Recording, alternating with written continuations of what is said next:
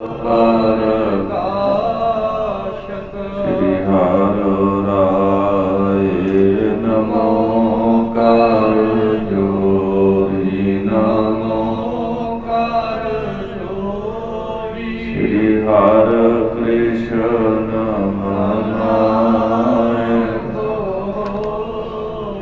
तेग बहादुर परम कृपाला जी परम कृपाला श्री गुरु गोविंद सिंह बेसाला तरो तरा पर पुन पुन सीसा जी पुन पुन सीसा बंदों बार बार जगदीशा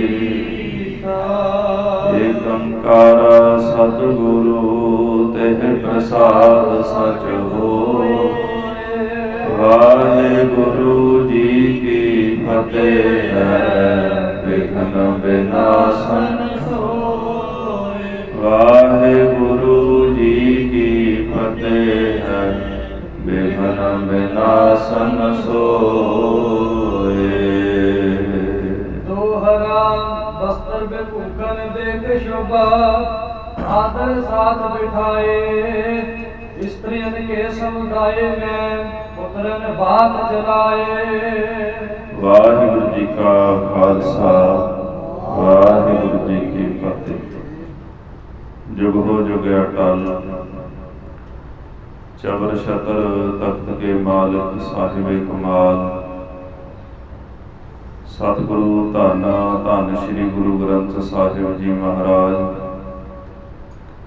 गरीब नवाज सच्चे पातशाह जी दे पावन दरबारां अंदर हाजरियां भर रही गुरु स्वरूप गुरु खालसा साध संगत जी आप जी सरबत गुरसिख संगतां ने सतगुरां दी इलाही गुरबाणी दे पावन कीर्तन सरवण कीते हैं। उपरंत लड़ीवार गुर इतिहास की कथा विचार सरवण करने वास्ते गुरु चरणा पास साहब जी जुड़ बैठे हो। मेरी पीरी दे मालिक धन गुरु हरगोबिंद साहिब जी महाराज दे पावन पवित्र प्रकाश की खबर जदों प्रिथी चंद ते बीबी करमों नूं लगी उन्हां दे मन दे अंदर बड़ी ईर्खा द्वेष पैदा होई। गुरु साहब जी नूं मारन वास्ते एक दाई की भाल की गई। रामदास नगर विच रहन वाली उस दाई नूं बीबी करमों ने 100 रुपया दिता। आख्या मेरा कारज कर दे उस बालक नूं मार दे सारी उम्र मैं तेरी जीविका तेरा रोजगार चलावांगा। उसने भी धीरज दिता मन विच निश्चा समझ तेरा कारज हो गया समझ। मैनू उन्होंने कदे भी घर विच सद्या नहीं आदर मान नहीं दिता इथों उजड़ के चले गए। मेरा उन्हां नाल कोई लगाव नहीं मेरा तुहाडे नाल लगाव है ते हुण मैं इहो जिहा फरेब वाला भेख बना के जावांगी किसी नूं पता ही नहीं लगेगा। सो ये जिहड़ी दाई अपने घर तो निकल के गुरु की बडाली नगर विच पहुंची है। आओ अगला प्रकरण सरवण करिए। मन बिरतियां एकाग्र करन वास्ते समूह संगतां प्रेम नाल जपो जी सतनाम श्री वाहेगुरु साहिब सतनाम श्री वाहेगुरु साहिब जीओ। दोहरा वस्त्र बेभूषण देख शोभा आदर साथ बिठाए। ये जिहड़ी दाई रामदास नगर तो चल के गुरु की बडाली नगर विच पहुंची है जिथे गुरु घर विच बड़े भारी वस्त्र हो रहे ने गुरु हरगोबिंद साहिब महाराज के प्रकाश के। इन्हें बड़े चंगे ते सोहने वस्त्र पहने हुए सन। ਜਦੋਂ ਘਰ ਵਿੱਚ ਪ੍ਰਵੇਸ਼ ਹੋਈ ਤੇ ਸਾਰਿਆਂ ਨੇ ਇਸ ਦਾਈ ਨੂੰ ਬੜਾ ਆਦਰ ਮਾਣ ਦਿੱਤਾ ਹੈ। ਇਸਤਰੀਆਂ ਕੇ ਸਮੁਦਾਇ ਮੈਂ ਉਤਰਨ ਬਾਤ ਚਲਾਏ। ਜਿੱਥੇ ਬਹੁਤ ਸਾਰੀਆਂ ਬੀਬੀਆਂ ਇਕੱਤਰ ਹੋ ਕੇ ਬੈਠੀਆਂ ਸਨ, ਉਹਨਾਂ ਦੇ ਵਿੱਚ ਬਹਿ ਕੇ ਸਦਾਈ ਨੇ ਪੁੱਤਰ ਦੀ ਗੱਲ ਚਲਾਈ ਹੈ। ਸਵਈਆ ਛੰਦ ਸਪਿਨ ਵਿਖੇ ਗੰਗਾ ਪ੍ਰਦਾ, ਬਚ ਗਿਆ ਦੋ ਇੱਕ ਦੇ ਅਨਮਨ ਨੰਦਾ। ਮਾਤਾ ਗੰਗਾ ਜੀ ਉਹਨਾਂ ਬੀਬੀਆਂ ਦੇ ਵਿੱਚ ਬਹਿ ਕੇ ਨਾ ਇੱਕ ਬਚਨ ਕਹਿਣ ਲੱਗੇ ਵੀ 2 ਦਿਨ ਹੋ ਗਏ ਨੇ, ਮੇਰਾ ਪੁੱਤਰ ਮਰਝਾਇਆ ਹੋਇਆ ਹੈ। ਅਸਤਨ ਲੇਤ ਰੁਚ ਕਰ ਮੁਖ ਮੋਹ ਕੋ, ਦੁਖ ਸੁਦਨ ਮੋਹਿ ਬਲੰਦਾ। ਮੈਂ ਪੁੱਤਰ ਨੂੰ ਦੁੱਧ ਪਿਆਉਣ ਦਾ ਯਤਨ ਕਰਦੀ ਆ, ਪਰ ਇਹ ਚਾਹ ਕੇ ਦੁੱਧ ਨਹੀਂ ਪੀਂਦਾ। ਪਤਾ ਨਹੀਂ ਮੇਰੇ ਪੁੱਤਰ ਨੂੰ ਕੀ ਹੋਇਆ, ਇੰਨਾ ਜ਼ਿਆਦਾ ਮਰਝਾਇਆ ਹੋਇਆ ਹੈ, ਇਹਨੂੰ ਕੀ ਦੁੱਖ ਹੈ, ਇਹ ਗੱਲ ਦੀ ਮੈਨੂੰ ਕੋਈ ਖਬਰਸਾਰ ਨਹੀਂ। ਜਿਤਕ ਬ੍ਰਿਧ ਉਪਚਾਰਨ ਭਾਗਤਾ, ਗੁਰਤੀ ਆਦ ਦੇਹ ਸਕਲ ਸੁਕੰਦਾ। ਜਿਤਨਾ ਕੁ ਬਜ਼ੁਰਗਾਂ ਨੇ ਮੈਨੂੰ ਕੋਈ ਨਾ ਕੋਈ ਇਲਾਜ ਉਪਚਾਰ ਦੱਸਿਆ, ਮੈਂ ਆਪਣੇ ਪੁੱਤਰ ਦਾ ਉਪਚਾਰ ਇਲਾਜ ਕੀਤਾ ਹੈ, ਗੁੜਤੀ ਵੀ ਦਿੱਤੀ ਹੈ, ਜੋ ਕੁਝ ਮੈਂ ਕਰ ਸਕਦੀ ਸੀ ਮੈਂ ਕੀਤਾ ਹੈ, ਪਰ ਅਜੇ ਤਾਈਂ ਮੇਰਾ ਪੁੱਤਰ ਜਿਹੜਾ ਅਰੋਗ ਨਹੀਂ ਹੋਇਆ। ਘਾਤ ਪਾਏ ਕਰ ਦੁਸ਼ਟਾ ਬੋਲੀ, ਕ੍ਰਿਸ਼ਨ ਭੂਤਨਾ ਕੇਰ ਮਨੰਦਾ।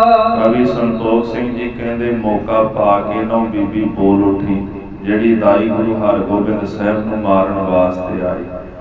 ਇਹਦਾ ਵੀ ਹਾਲ ਇਸੇ ਤਰ੍ਹਾਂ ਹੀ ਹੋਇਆ ਜਿਵੇਂ ਪੂਤਨਾ ਨਾਮ ਦੀ ਰਾਖਸ਼ਣੀ ਸ੍ਰੀ ਕ੍ਰਿਸ਼ਨ ਜੀ ਨੂੰ ਮਾਰਨ ਵਾਸਤੇ ਆਏ ਸੀ ਨਾ, ਤੇ ਕ੍ਰਿਸ਼ਨ ਜੀ ਨੇ ਉਹਦਾ ਹੀ ਸੰਘਾਰ ਕਰ ਦਿੱਤਾ। ਇਸੇ ਤਰ੍ਹਾਂ ਪੂਤਨਾ ਦੇ ਵਾਂਗੂ ਮੌਕਾ ਪਾ ਕੇ ਇਹ ਵੀ ਬੋਲੀ ਹੈ। ਮੋਹਿ ਵਿਖੇ ਗੁਣ ਦਿਓ ਪ੍ਰਭੂ ਨੇ, ਬਹੁ ਬਾਲਕ ਤੇ ਮੈਂ ਪਤੀ ਆਏ। ਕਹਿੰਦੇ ਮੇਰੇ ਵਿੱਚ ਪ੍ਰਮਾਤਮਾ ਨੇ ਨਾ ਇੱਕ ਬਹੁਤ ਵੱਡਾ ਗੁਣ ਦਿੱਤਾ ਹੈ। ਮੈਂ ਆਪਣਾ ਇਹ ਜਿਹੜਾ ਗੁਣ ਬਹੁਤ ਸਾਰੇ ਬਾਲਕਾਂ ਤੇ ਪਤਿਆ ਕੇ ਵੇਖਿਆ ਹੈ, ਪਰਖ ਕੇ ਵੇਖਿਆ ਹੈ। ਮਾਨ ਕਰੇ ਜੋ ਅਸਤਨ ਮੇਰੇ, ਤਿਸ ਸਿਸ ਕੇ ਦੁਖ ਨਿਕਟ ਨ ਆਏ। ਜਿਹੜਾ ਬਾਲਕ ਇੱਕ ਵਾਰੀ ਮੇਰਾ ਦੁੱਧ ਪੀ ਲਵੇ ਨਾ, ਉਸ ਬਾਲਕ ਦੇ ਨੇੜੇ ਕਦੇ ਕਿਸੇ ਤਰ੍ਹਾਂ ਦਾ ਦੁੱਖ ਨਹੀਂ ਆਉਂਦਾ, ਉਹ ਬਾਲਕ ਨੂੰ ਕਦੇ ਰੋਗ ਨਹੀਂ ਵਿਆਪਦਾ। ਅਰੇ ਅਰੁਚ ਕੋ ਤਪਤ ਛਿਨ, ਸੁਨਤ ਹੈ ਅਰਬਲ ਸੋ ਅਦਕ ਬਰਦਾਏ। ਜਿਸ ਬੱਚੇ ਅੰਦਰ ਅਰੁਚੀ ਹੁੰਦੀ ਹੈ, ਭੁੱਖ ਨਹੀਂ ਲੱਗਦੀ, ਉਹਦੀ ਭੁੱਖ ਦੂਰ ਹੋ ਜਾਂਦੀ ਹੈ। ਤਤ ਛਿਨ ਉਹਦੇ ਅੰਦਰ ਬਹੁਤ ਜ਼ਿਆਦਾ ਭੁੱਖ ਵੱਧ ਜਾਂਦੀ ਹੈ, ਤੇ ਮੇਰੇ ਦੁੱਧ ਪੀਣ ਦੇ ਨਾਲ ਉਸ ਬਾਲਕ ਦੀ ਉਮਰਾਂ ਵੀ ਵੱਧ ਜਾਂਦੀ ਹੈ।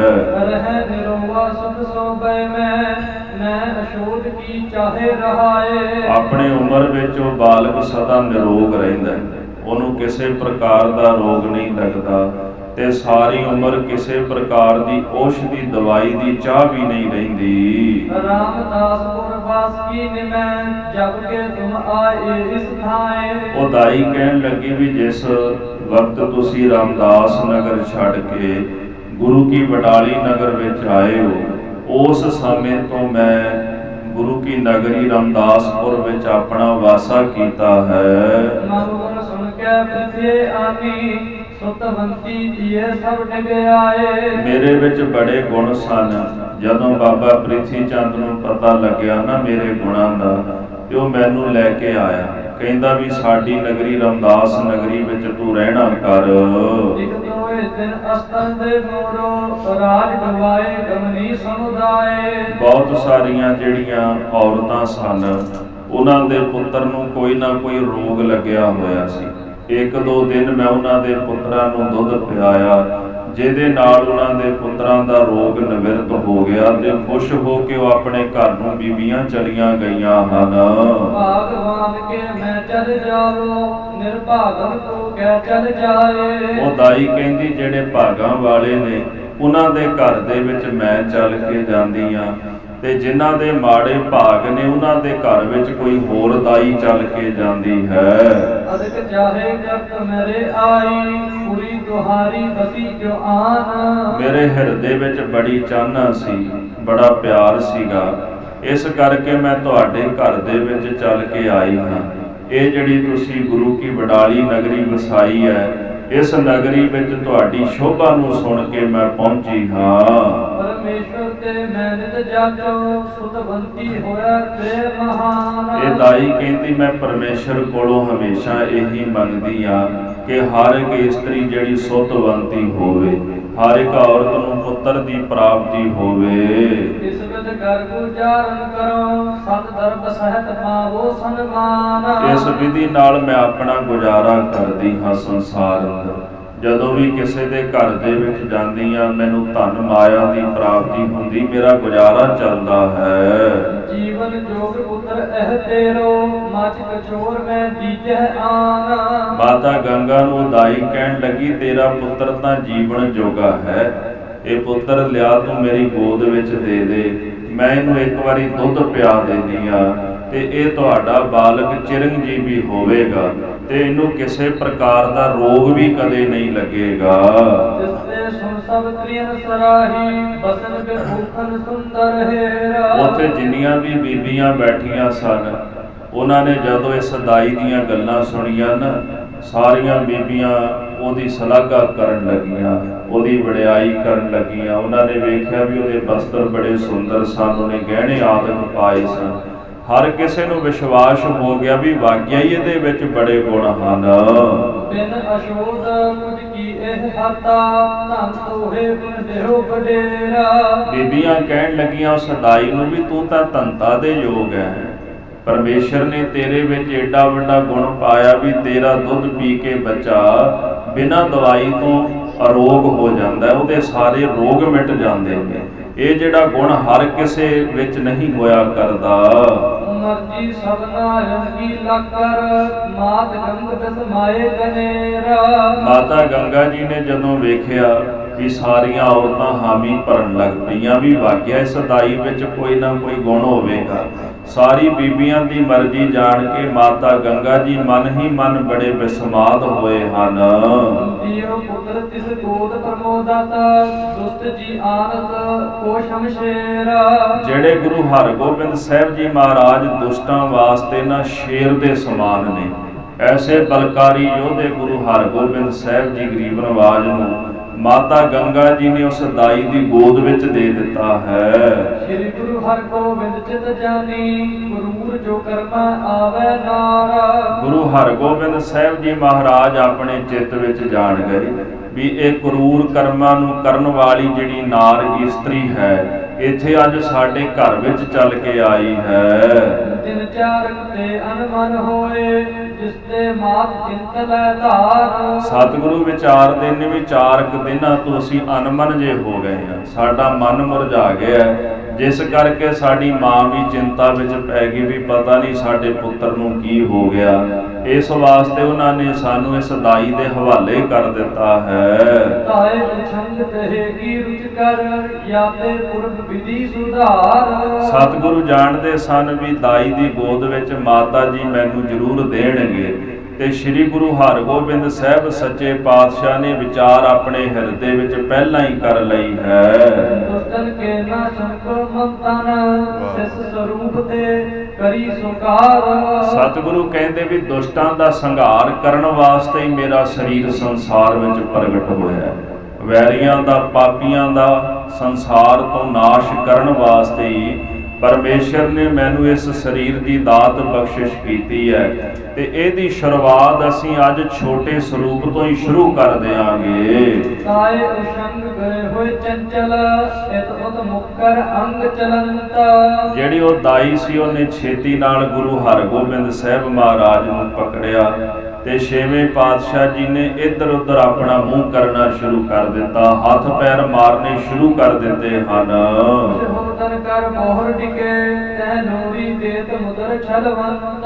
ਸਤਿਗੁਰੂ ਜੀ ਕੁਝ ਰੌਣ ਵੀ ਲੱਗ ਪਏ ਗੁਰੂ ਹਰਗੋਬਿੰਦ ਸਾਹਿਬ ਜੀ। ਥੋੜੀ ਦੇਰ ਬਾਅਦ ਨਾ ਆਪ ਹੀ ਟਿਕ ਗਏ ਉਹਦੀ ਗੋਦ ਵਿੱਚ ਤੇ ਗੁਰੂ ਹਰਗੋਬਿੰਦ ਸਾਹਿਬ ਜੀ ਜਾਣਦੇ ਸਨ ਵੀ ਇਹ ਹੁਣ ਸਾਨੂੰ ਛਲਣ ਲੱਗੀ ਹੈ। ਉਹ ਦਾਈ ਵੀ ਮਿੱਠੀਆਂ ਮਿੱਠੀਆਂ ਨਾ ਲੋਰੀਆਂ ਸੁਣਾ ਕੇ ਗੁਰੂ ਹਰਗੋਬਿੰਦ ਸਾਹਿਬ ਨੂੰ ਛਲਣ ਲੱਗੀ ਹੈ। ਅੰਗਿਆ ਤੇ ਅਸਤਨ ਕਰ ਬਾਹਰ ਏਕ ਹਾਥ ਸੋ ਸੁਮੁਖ ਕਰੰਤ। ਇਸੇ ਪ੍ਰਕਾਰ ਉਹਨੇ ਆਪਣਾ ਅਸਤਨ ਲੈ ਕੇ ਧੰਨ ਗੁਰੂ ਹਰਗੋਬਿੰਦ ਸਾਹਿਬ ਸੱਚੇ ਪਾਤਸ਼ਾਹ ਜੀ ਦੇ ਮੁਖ ਵਿੱਚ ਪਾਣ ਦਾ ਯਤਨ ਕੀਤਾ ਹੈ। दूसर कर पर सिस को सिर तारा ऊपर डालियो वस्त्र तुरंत। ਤੇ ਫਿਰ ਇੱਕ ਹੱਥ ਦੇ ਵਿੱਚ ਵਸਤਰ ਲੈ ਕੇ ਤੇ ਗੁਰੂ ਹਰਗੋਬਿੰਦ ਸਾਹਿਬ ਸੱਚੇ ਪਾਤਸ਼ਾਹ ਜੀ ਦੇ ਮੂੰਹ ਦੇ ਉੱਤੇ ਪਾ ਦਿੱਤਾ ਹੈ ਤਾਂ ਕਿ ਉਹ ਗੁਰੂ ਸਾਹਿਬ ਜੀ ਦਾ ਮੂੰਹ ਢੱਕ ਸਕੇ। ਕਬਿਤ ਤਤ ਸ਼ੈਨ ਅੰਤਰ ਬਸਨ ਅਸਤਨ ਦੇ ਤਲਿਤ ਨਾ ਤਰਕ ਗਹਿ ਹੋਤ ਹਿਤ ਉਤਨਾ ਉਤਨਾ। ਗੁਰੂ ਹਰਗੋਬਿੰਦ ਸਾਹਿਬ ਸੱਚੇ ਪਾਤਸ਼ਾਹ ਮਹਾਰਾਜ ਉੱਪਰ ਜਦੋਂ ਉਹਨੇ ਵਸਤਰ ਪਾ ਦਿੱਤਾ ਨਾ ਤੇ ਗੁਰੂ ਸਾਹਿਬ ਜੀ ਸਾਧ ਸੰਗਤ ਇੱਧਰ ਉੱਧਰ ਹੋਣ ਲੱਗ ਪਏ। ਕਦੀ ਹੱਥ ਮਾਰਦੇ ਨੇ, ਕਦੀ ਪੈਰ ਮਾਰਦੇ ਨੇ।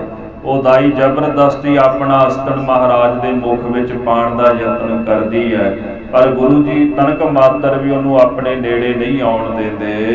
ਗਾਡੋ ਜਬ ਕੀਨ ਤੋ ਬਯਦਰ ਕੋਲੀਨ ਮੁਖਾ ਹਾਥ ਕੋ ਤਸਾਰ ਗਹੀ ਸ਼ੋਰੀ ਤਬ ਗੂੰਦਨਾ। ਗੁਰੂ ਹਰਗੋਬਿੰਦ ਸਾਹਿਬ ਸੱਚੇ ਪਾਤਸ਼ਾਹ ਮਹਾਰਾਜ ਜਦੋਂ ਉਹਨਾਂ ਨਾਲ ਉਹ ਦਾਈ ਨੇ ਜ਼ਬਰਦਸਤੀ ਕਹਿੰਦੇ ਆਪਣਾ ਅਸਤਰ ਉਹਨਾਂ ਦੇ ਮੁਖ ਵਿੱਚ ਪਾਇਆ ਨਾ ਤੇ ਸਤਿਗੁਰੂ ਸੱਚੇ ਪਾਤਸ਼ਾਹ ਨੇ ਉਹਦਾ ਅਸਤਨ ਜਿਹੜਾ ਸੀ ਮੂੰਹ ਵਿੱਚ ਪਾ ਲਿਆ, ਕਿਉਂਕਿ ਉਹ ਜ਼ਹਿਰ ਲਾ ਕੇ ਆਈ ਸੀ ਅਸਤਨਾਂ ਨੂੰ।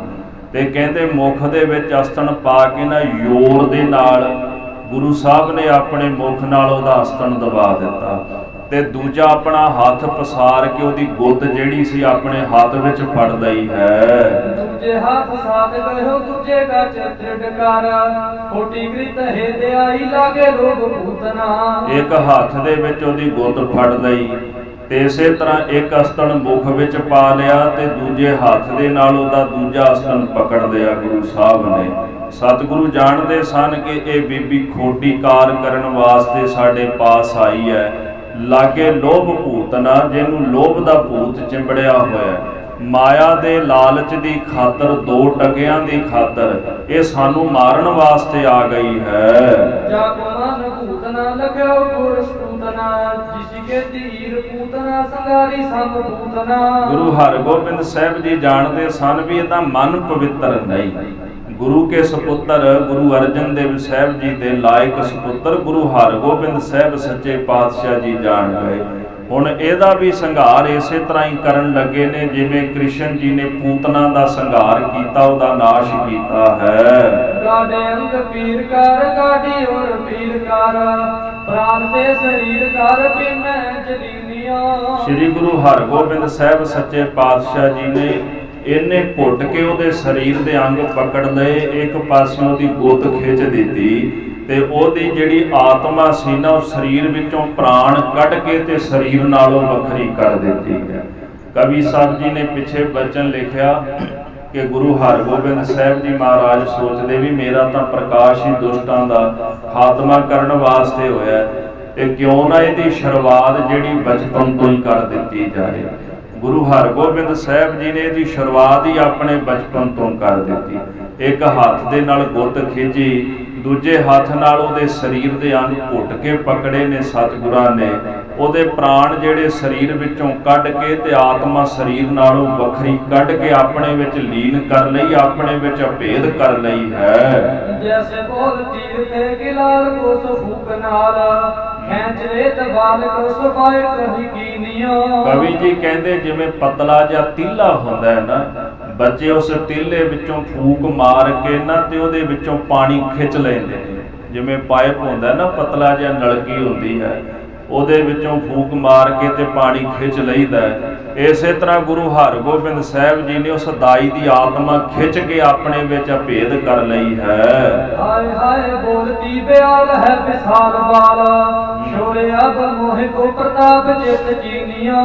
ਜਦੋਂ ਸਰੀਰ ਤਿਆਗਣ ਲੱਗੀ ਹਾਏ ਹਾਏ ਦੀਆਂ ਪੁਕਾਰਾਂ ਕਰਦੀ, ਬੇਹਾਲ ਹੋ ਗਈ, ਕਹਿਣ ਲੱਗੀ ਹੇ ਬਾਲਕ ਮੈਨੂੰ ਛੱਡ ਦੇ, ਮੈਂ ਤੇਰਾ ਪ੍ਰਤਾਪ ਆਪਣੇ ਚਿੱਤ ਵਿੱਚ ਜਾਣ ਲਿਆ, ਮੈਨੂੰ ਪਤਾ ਲੱਗ ਗਿਆ ਵੀ ਤੂੰ ਕੌਣ ਹੈ, ਤੇਰੀ ਮਹਿਮਾ ਕੀ ਹੈ। ਲੋਚਨਾ ਮੈਂ ਨਿਰਭਉ ਤੀਰ ਹਰ ਚੀਰ ਤਾਜਾ ਪਰੀ ਸਭ ਤੀਰ ਤਾਰ ਪ੍ਰਾਨ ਕਰ ਹੀਨੀਆਂ। ਅੱਖਾਂ ਦੇ ਵਿੱਚ ਪਾਣੀ ਭਰ ਗਿਆ, ਅੰਦਰ ਦਾ ਧੀਰਜ ਛੁੱਟ ਗਿਆ ਤੇ ਜਿਹੜਾ ਉਹਦਾ ਸਰੀਰ ਸੀ ਧਰਤੀ ਦੇ ਉੱਪਰ ਜਾ ਡਿੱਗਿਆ ਹੈ। ਪ੍ਰਾਨ ਕਰ ਹਾਨਿਓ, ਗੁਰੂ ਹਰਗੋਬਿੰਦ ਸਾਹਿਬ ਨੇ ਉਹਦੇ ਪ੍ਰਾਣ ਨਸ਼ਟ ਕਰ ਦਿੱਤੇ ਹਨ।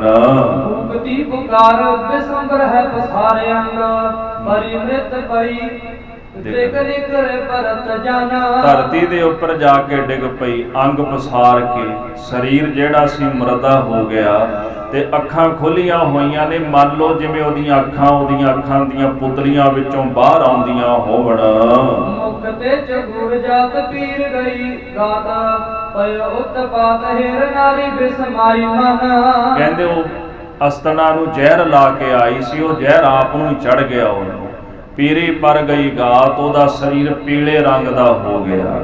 ਤੇ ਜਿਤਨੇ ਵੀ ਉੱਥੇ ਪੁਰਸ਼ ਜਿੰਨੀਆਂ ਵੀ ਬੀਬੀਆਂ ਸਨ, ਜਦੋਂ ਉਹਨਾਂ ਨੇ ਇਹੋ ਜਿਹਾ ਉਤਪਾਤ ਵੇਖਿਆ ਤੇ ਸਾਰੇ ਜਾਣੇ ਮਨ ਹੀ ਮਨ ਬੜੇ ਹੈਰਾਨ ਹੋਏ ਹਨ।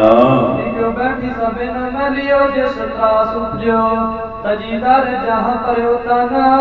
ਕਹਿੰਦੇ ਸਾਰੇ ਹੈਰਾਨ ਹੋ ਗਏ ਵੀ ਕੀ ਹੋ ਗਿਆ, ਹੁਣ ਤਾਂ ਚੰਗੀ ਭਲੀ ਇੱਥੇ ਬੈਠੀ ਸੀ, ਇੱਕੋ ਦਮ ਇਹਨੂੰ ਕੀ ਹੋ ਗਿਆ। ਕਿਸੇ ਨੂੰ ਪਤਾ ਹੀ ਨਹੀਂ ਲੱਗਿਆ ਕਿ ਗੁਰੂ ਹਰਗੋਬਿੰਦ ਸਾਹਿਬ ਮਹਾਰਾਜ ਨੇ ਕੀ ਕੌਤਕ ਵਰਤਾ ਦਿੱਤਾ, ਕਿਉਂਕਿ ਉਹਨੇ ਤਾਂ ਬਸਤਰ ਪਾ ਦਿੱਤਾ ਸੀ ਨਾ ਗੁਰੂ ਸਾਹਿਬ ਦੇ ਉੱਪਰ। ਤੇ ਸਾਧ ਸੰਗਤ ਜੀ ਕਿਸੇ ਨੂੰ ਪਤਾ ਨਹੀਂ ਲੱਗਿਆ, ਸਾਰੇ ਇਹੀ ਸੋਚਣ ਲੱਗੇ ਵੀ ਹੁਣ ਤਾਂ ਚੰਗੀ ਭਲੀ ਬੈਠੀ ਸੀ ਪੁੱਤਰ ਨੂੰ ਲੈ ਕੇ, ਪਤਾ ਨਹੀਂ ਇਹਨੂੰ ਕੀ ਹੋ ਗਿਆ, ਇਹੋ ਜਿਹਾ ਕਿਹੜਾ ਡਰ ਉਹਦੇ ਅੰਦਰ ਪੈਦਾ ਹੋ ਗਿਆ ਤੇ ਉਹਨੇ ਸਰੀਰ ਤਿਆਗ ਦਿੱਤਾ ਹੈ। ਜਿੰਨੀਆਂ ਵੀ ਬੀਬੀਆਂ ਸਨ ਕੋਲ, ਸਾਰੀਆਂ ਛੱਡ ਕੇ ਦੂਰ ਭੱਜ ਗਈਆਂ ਹਨ। ਸਭ ਦੇ ਹਿਰਦੇ ਵਿੱਚ ਡਰ ਪੈਦਾ ਹੋ ਗਿਆ ਹੈ। ਗੰਗਾ ਕੋਈ ਪੁੱਤਰ ਕੋ ਗਹਿਨ ਧਾਈ ਹਾਥ ਨ ਉਚਾਵੇ ਪ੍ਰਿਆ ਕਿਰਪਨ ਕੋ ਮਾਨਤਾ ਨ। ਜਦੋਂ ਮਾਤਾ ਗੰਗਾ ਜੀ ਨੇ ਵੇਖਿਆ ਤੇ ਮਾਤਾ ਗੰਗਾ ਜੀ ਦੌੜ ਕੇ ਗਏ ਗੁਰੂ ਹਰਗੋਬਿੰਦ ਸਾਹਿਬ ਜੀ ਨੂੰ ਫੜਨ ਵਾਸਤੇ। ਕਵੀ ਜੀ ਕਹਿੰਦੇ ਜਿਵੇਂ ਕੋਈ ਸੂਮ ਹੁੰਦਾ ਨਾ, ਕੰਜੂਸ ਹੁੰਦਾ ਹੈ, ਆਪਣਾ ਧਨ ਚੁੱਕਣ ਵਾਸਤੇ ਦੌੜਦਾ ਹੈ, ਇਸੇ ਪ੍ਰਕਾਰ ਮਾਤਾ ਗੰਗਾ ਜੀ ਗੁਰੂ ਹਰਗੋਬਿੰਦ ਸਾਹਿਬ ਜੀ ਨੂੰ ਚੁੱਕਣ ਵਾਸਤੇ ਦੌੜੇ ਹਨ। ਹਾਥ ਗਹੀ ਬੇਦੀ ਬਾਲ ਸਾਧਨ ਸ਼ੁਰਤਾ ਹੈ ਮਾਤ ਛੁਟ ਕਾਵੇ ਕਹਾਂ ਇਤਨਾ ਸੋ ਹੋਏ ਜੋਰਾ। ਗੁਰੂ ਸਾਹਿਬ ਜੀ ਨੇ ਉਸ ਬੀਬੀ ਦੀ ਗੁੱਤ ਹੱਥ ਵਿੱਚ ਪਕੜੀ ਹੋਈ ਸੀ, ਬੜੇ ਬਲ ਨਾਲ, ਬੜੇ ਜ਼ੋਰ ਦੇ ਨਾਲ। ਮਾਤਾ ਖਿੱਚਦੀ ਹੱਥ ਵੀ ਗੁੱਤ ਛੱਡ ਦੇਣ, ਪਰ ਗੁਰੂ ਸਾਹਿਬ ਉਹਦੀ ਗੁੱਤ ਨਹੀਂ ਛੱਡਦੇ। ਭਾਈ ਸਾਹਿਬ ਜੀ ਕਹਿੰਦੇ ਇੰਨੀ ਤਾਕਤ ਮਾਤਾ ਗੰਗਾ ਵਿੱਚ ਵੀ ਨਹੀਂ ਸੀ ਕਿ ਉਹ ਗੁੱਤ ਛਡਾ ਸਕੇ। ਦਾਸੀ ਕੋ ਪੁਕਾਰੇ ਰਿਸ ਪਰੀ ਕਿਉ ਨੇ ਆਵੇ ਪਾਸ ਕੰਪਤ ਸਰੀਰ ਧਰਾਸ ਤਾਰੇ ਉਤਪਾਤ ਕੋਰ। ਮਾਤਾ ਜੀ ਨੂੰ ਥੋੜਾ ਗੁੱਸਾ ਆਇਆ, ਦਾਸੀਆਂ ਨੂੰ ਝਿੜ ਕੇ ਕਹਿਣ ਲੱਗੇ ਤੁਸੀਂ ਕਿਉਂ ਨਹੀਂ ਨੇੜੇ ਆਉਂਦੀਆਂ, ਕਿਉਂ ਨਹੀਂ ਆ ਕੇ ਮੇਰੀ ਮਦਦ ਕਰਦੀਆਂ। ਕਹਿੰਦੇ ਇਤਨਾ ਬਚਨ ਜਦੋਂ ਮਾਤਾ ਜੀ ਨੇ ਕਿਹਾ ਤੇ ਦਾਸੀਆਂ ਦੌੜੀਆਂ ਆਈਆਂ। ਉਹਨਾਂ ਦਾ ਸਰੀਰ ਕੰਬਦਾ ਹੈ, ਹਿਰਦੇ ਵਿੱਚ ਬੜਾ ਡਰ ਧਾਰਨ ਕੀਤਾ, ਸੋਚਿਆ ਵੀ ਬੜਾ ਘੋਰ ਉਪਦਰਵ ਹੋ ਗਿਆ, ਬੜਾ ਵੱਡਾ ਪਾਪ ਇੱਥੇ ਹੋ ਗਿਆ ਹੈ। ਮਿਲੀ ਗਾਨੇ ਆਏ ਨੀਠ ਨੀਠ ਕਰ ਛੋਈ ਤਾਬਾ ਕੰਠ ਸੋ ਲਗਾਏ ਨੰਦ ਪਰਿਓ ਹੈ ਬਲੰਦ ਸ਼ੋਰਾ। ਜਿੰਨੀਆਂ ਵੀ ਦਾਸੀਆਂ ਸਨ ਸਾਰੀਆਂ ਉੱਥੇ ਆਣ ਪਹੁੰਚੀਆਂ। ਉਹਨਾਂ ਨੇ ਆ ਕੇ ਗੁਰੂ ਹਰਗੋਬਿੰਦ ਸਾਹਿਬ ਮਹਾਰਾਜ ਦਾ ਹੱਥ ਜਿਹੜਾ ਸੀ ਨਾ ਉਹਦੇ ਵਿੱਚੋਂ ਮੁਸ਼ਕਲ ਨਾਲ ਗੁੱਤ ਛਡਾਈ, ਉਸ ਦਾਈ ਦਾ ਖਹਿੜਾ ਛਡਵਾਇਆ ਮਹਾਰਾਜ ਦੇ ਕੋਲੋਂ। ਕੰਠ ਸੋ ਲਗਾਇਓ ਆਨੰਦ ਪਰਿਓ ਹੈ ਬੁਲੰਦ ਸ਼ੋਰ। ਪ੍ਰੇਮ ਦੇ ਨਾਲ ਮਾਤਾ ਗੰਗਾ ਨੇ ਆਪਣੇ ਪੁੱਤਰ ਨੂੰ ਆਪਣੇ ਕੰਠ ਨਾਲ ਲਾ ਲਿਆ ਤੇ ਘਰ ਦੇ ਵਿਹੜੇ ਵਿੱਚ ਸ਼ੋਰ ਮਚ ਗਿਆ, ਰੌਲਾ ਮਚ ਗਿਆ ਹੈ। ਹਰੀ ਜਿਸ ਖੋਰੇ ਅਵਲੋਕ ਤਾਹੀ ਔਰਾ ਡਰੀ ਉਰ ਹੋਰ ਤਾਈ ਥਾਨ ਵਿੱਚ ਸ਼ੋਰ ਸ਼ੋਰ। ਕਹਿੰਦੇ ਜਿਸ ਜਗ੍ਹਾ ਤੇ ਉਹ ਦਾਈ ਪਈ ਹੋਈ ਸੀ ਨਾ, ਕੋਈ ਉਹਦੇ ਵੱਲ ਵੇਖਦਾ ਤੱਕ ਨਹੀਂ, ਕਿਉਂਕਿ ਸਰੀਰ ਪੀਲੇ ਰੰਗ ਦਾ ਪੈ ਗਿਆ, ਡੇਲੇ ਬਾਹਰ ਆ ਗਏ, ਉਹਦੇ ਮੁਖ ਦੇ ਵਿੱਚੋਂ ਜ਼ਹਿਰ ਕਰਕੇ ਝੱਗ ਨਿਕਲਦਾ ਤੇ ਕੋਈ ਉਹਦੇ ਵੱਲ ਵੇਖਦਾ ਤੱਕ ਨਹੀਂ। ਜਿੰਨੀਆਂ ਵੀ ਉੱਥੇ ਬੀਬੀਆਂ ਬੈਠੀਆਂ ਸਨ ਸਾਰੇ ਹਿਰਦੇ ਵਿੱਚ ਡਰ ਗਈਆਂ, ਉਹਨੂੰ ਛੱਡ ਛੱਡ ਕੇ ਦੂਰ ਦੂਰ ਭੱਜਦੀਆਂ ਹਨ। ਮਾਰੀ ਤੁਰ ਚਾਰ ਕੀਤੇ ਪੁੱਛ ਕੇ ਪ੍ਰਕਾਸ਼ ਭਇਓ ਬਿਜਲੀ ਕੀ ਰੀਤ ਵਰਕਾਈ ਹੈ ਅਜਰ ਵਿੱਚ। ਕਵੀ ਸੰਤੋਖ ਸਿੰਘ ਜੀ ਕਹਿੰਦੇ ਉਹ ਦੁਰਾਚਾਰਣੀ ਜਦੋਂ ਮਰ ਗਈ ਨਾ, ਅਚਾਨਕ ਉਹਦੇ ਸਰੀਰ ਵਿੱਚੋਂ ਇੱਕ ਪ੍ਰਕਾਸ਼ ਨਿਕਲਿਆ। ਉਹ ਪ੍ਰਕਾਸ਼ ਜਦੋਂ ਨਿਕਲਿਆ ਤੇ ਘਰ ਦੇ ਵਿਹੜੇ ਦੇ ਵਿੱਚ ਜਾ ਕੇ ਚਾਰ ਚੁਫੇਰੇ ਬਿਜਲੀ ਦੀ ਨਿਆਈ ਥੜਕਣ ਲੱਗਾ। ਜਿਵੇਂ ਆਕਾਸ਼ ਵਿੱਚ ਬਿਜਲੀ ਥੜਕਦੀ ਹੈ, ਉਦਾਂ ਉਸ ਦਾਈ ਦੇ ਸਰੀਰ ਵਿੱਚੋਂ ਆਤਮਾ ਨਿਕਲੀ ਤੇ ਵਿਹੜੇ ਵਿੱਚ ਉਹ ਥੜਕਣ ਲੱਗ ਪਈ ਹੈ। ਸਭ ਕੇ ਬਿਲੋਚਨ ਗਏ ਹੈ ਮੁੱਦ ਤੇ ਹੀ ਛੇਨਾ ਬੋਲਤ ਤੇ ਬੈਨ ਗਈ ਹੈਰ ਕੇ ਕਰਮ ਕੀਚਾ। ਸਾਧ ਸੰਗਤ ਜੀ ਕਹਿੰਦੇ ਜਦੋਂ ਪ੍ਰਕਾਸ਼ ਹੋਇਆ ਨਾ, ਚਾਨਣਾ ਹੋਇਆ, ਉਹ ਚਾਨਣਾ ਇੰਨਾ ਜ਼ਿਆਦਾ ਸੀ, ਉਸ ਚਾਨਣੇ ਨੂੰ ਵੇਖ ਕੇ ਸਾਰਿਆਂ ਦੀਆਂ ਅੱਖਾਂ ਬੰਦ ਹੋ ਗਈਆਂ। ਉਹ ਚਿੱਛੇ ਨੇ ਕੋਈ ਬੋਲ ਨਾ ਸਕਿਆ ਵੀ ਅਸਲ ਵਿੱਚ ਇਹ ਕੀ ਕੌਤਕ ਵਰਤਿਆ ਹੈ। ਹਾਥ ਜੋ ਕਪਾਵ ਕੋ ਪਸਾਰ ਕੇ ਪਰੀ ਹੈ ਧਰ दास गण दासी मेल देखी सो ऋषि है मीच।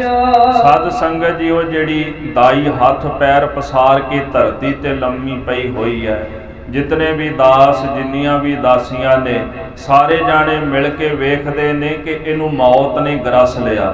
ਇਹ ਦਾਈ ਹੁਣ ਸਰੀਰ ਛੱਡ ਚੁੱਕੀ ਹੈ। ਜੀਵ ਗਏ ਉੱਪਰ ਅਪਰ ਦੇਹ ਧਾਰ ਕਰ, ਮੂਰ ਛੱਤ ਕੋਈ ਲੱਖ ਨਾ ਕੇ ਮੁਖ ਬਾਰ ਸੀਚ।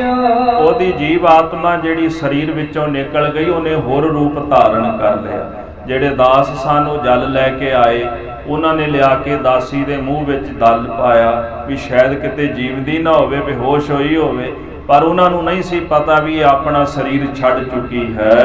ਦੋਹਰਾ ਇਸੀ ਪ੍ਰਕਾਰ ਜਬ ਮਰ ਗਈ ਅਪਰ ਦੇਹ ਦਲ ਸੋਏ।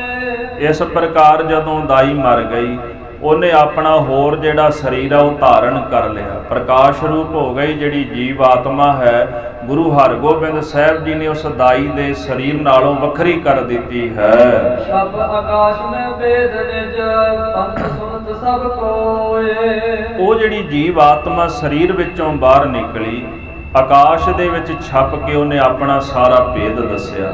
ਮੈਂ ਕੌਣ ਹਾਂ, ਮੈਂ ਇੱਥੇ ਕਿਉਂ ਆਈ ਹਾਂ। ਜਿੰਨੇ ਵੀ ਉੱਥੇ ਲੋਕ ਬੈਠੇ ਸਨ ਜੀ, ਸਾਰੇ ਲੋਕਾਂ ਦੇ ਸੁਣਦਿਆਂ ਉਹਨੇ ਆਪਣੀ ਸਾਰੀ ਵਿਥਿਆ ਦੱਸੀ ਹੈ। ਇਸ ਦਾਈ ਦੀ ਰੂਹ, ਉਹਦੀ ਜਿਹੜੀ ਆਤਮਾ, ਆਪਣੀ ਪਿਛਲੀ ਕਥਾ ਵੀ ਸੁਣਾਏਗੀ। ਪਰ ਬਾਬਾ ਪ੍ਰਿਥੀ ਚੰਦ ਨਹੀਂ ਟਲਿਆ, ਕਿਉਂਕਿ ਪਾਪੀ ਨੂੰ ਪਾਪ ਚੰਗਾ ਲੱਗਦਾ ਹੈ। ਬਾਬਾ ਪ੍ਰਿਥੀ ਚੰਦ ਉਹ ਨਹੀਂ ਟਲਿਆ, ਉਹਨੇ ਫਿਰ ਸਪੇਰਾ ਭੇਜਿਆ ਵੀ ਜਾਓ ਜਾ ਕੇ ਘਰ ਵਿੱਚ ਸੱਪ ਛੱਡ ਦਿਓ, ਤਾਂ ਕਿ ਉਹ ਸੱਪ ਗੁਰੂ ਹਰਗੋਬਿੰਦ ਸਾਹਿਬ ਨੂੰ ਗਰਸ ਲਏ। ਇਹ ਕਥਾ ਆਪਾਂ ਕੱਲ੍ਹ ਦੇ ਦੀਵਾਨਾਂ ਵਿੱਚ ਸਰਵਣ ਕਰਾਂਗੇ ਜੀ। ਸਮੇਂ ਦੇ ਲਿਹਾਜ਼ ਨਾਲ ਸਮਾਪਤੀ ਹੈ। ਵਿਚਾਰਾਂ ਕਰਦਿਆਂ ਹੋਈਆਂ ਭੁੱਲਾਂ ਦੀ ਖਿਮਾ ਕਰਨੀ ਜੀ। ਹੇ ਗੋਬਿੰਦ, ਹੇ ਗੋਪਾਲ, ਹੇ ਦਇਆਲ, ਪ੍ਰਾਣਨਾਥ ਅਨਾਥ ਸਖੇ ਦੀਨ ਦਰਦ, ਹੇ ਸਮਰੱਥ ਅਗਮ ਪੂਰਨ ਮੋਹਿ ਮਾਇਆ, ਅੰਧਕੂਪ ਮਹਾ ਭਿਆਨ ਨਾਨਕ ਪਾਰ ਉਤਾਰ, ਆਏ ਪ੍ਰਭ ਸਰਨਾਗਤੀ ਕਿਰਪਾ ਨਿਧ ਦਇਆ, ਏਕ ਅਖਰ ਹਰ ਮਨ ਬਸਤ ਨਾਨਕ ਹੋਤ ਨਿਹਾਲ, ਵਾਹਿਗੁਰੂ ਨਾਮ ਜਹਾਜ ਹੈ ਚੜੇ ਸੋ ਉਤਰੇ, ਜੋ ਸ਼ਰਤਾ ਕਰ ਸੇਵੰਦੇ ਗੁਰ ਪਾਰ, ਜੋ ਸ਼ਰਦਾ ਕਰ ਸੇਵੰਦੇ ਗੁਰ ਪਾਰ ਉਤਾਰਨ। ਵਾਹਿਗੁਰੂ ਜੀ ਕਾ ਖਾਲਸਾ, ਵਾਹਿਗੁਰੂ ਜੀ ਕੀ ਫਤਿਹ। ਰਾਮ ਕਲੀ ਮਹਲਾ ਤੀਜਾ। ਆਨੰਦ ਇੱਕ ਓੰਕਾਰ ਸਤਿਗੁਰ ਪ੍ਰਸਾਦ।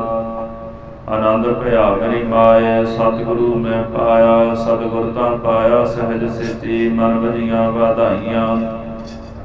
ਰਾਗ ਰਤਨ ਪਰਵਾਰ ਪ੍ਰਿਆ, ਸ਼ਬਦ ਗਾਵਣ ਆਈਆ, ਸ਼ਬਦੋ ਤਾਂ ਗਾਵੋ ਹਰੀ ਕੇਰਾ, ਮਨ ਜਿਨੀ ਵਸਾਇਆ, ਕਹੈ ਨਾਨਕ ਆਨੰਦ ਹੋਆ, ਸਤਿਗੁਰੂ ਮੈਂ ਪਾਇਆ।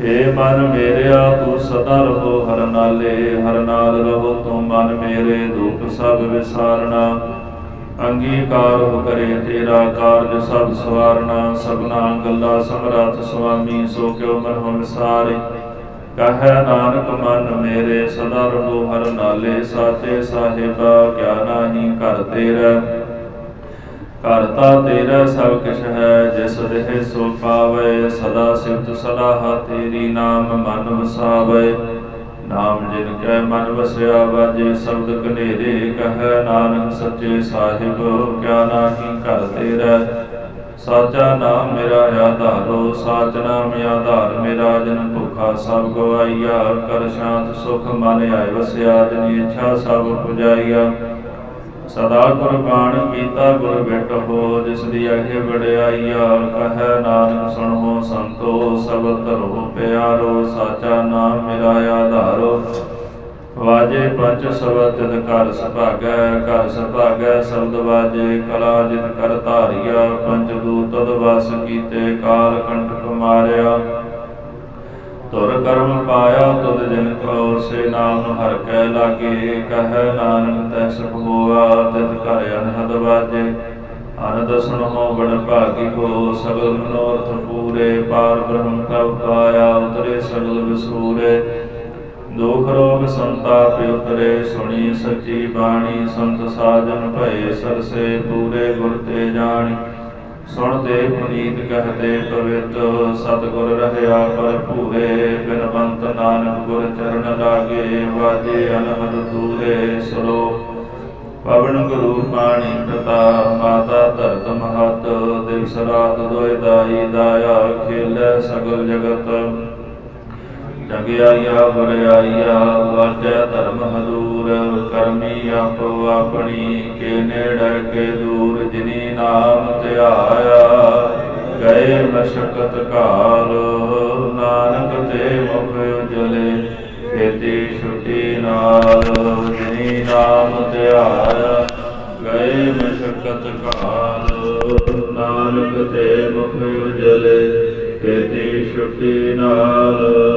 ਵਾਹਿਗੁਰੂ ਜੀ ਕਾ ਖਾਲਸਾ,